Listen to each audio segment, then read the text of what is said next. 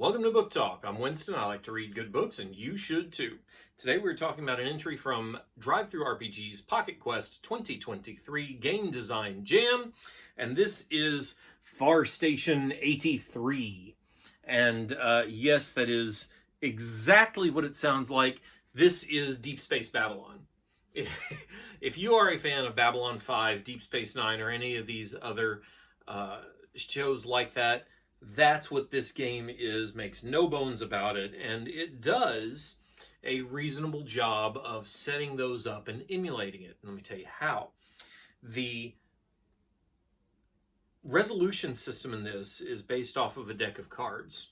When you start to resolve situations, the GM draws a card, and then based on your character, you get dealt 3 or more cards.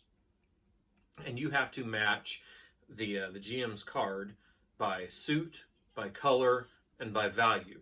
If you can match all 3 of them, it's an outstanding success. I believe he calls it a commendable success. You get a commendation, which can be used later. If you can't match any, it's an utter failure, and you start to gain stress. Match 1 or 2 for varying degrees of each one of those.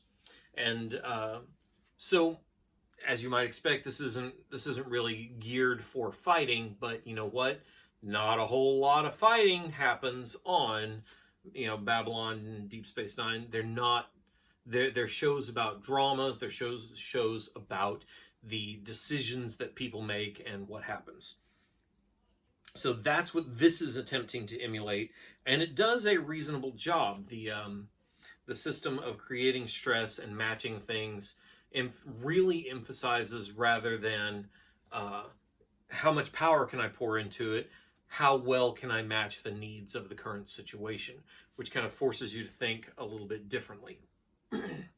One of the I'm really impressed by that, if that's not coming through, because narrative engine games aren't really my thing.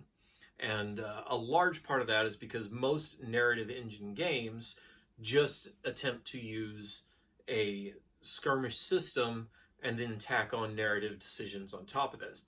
This goes the other way around completely. If you were going to try to use this system to do combat, to do a skirmish setting, it would be very difficult indeed, I think.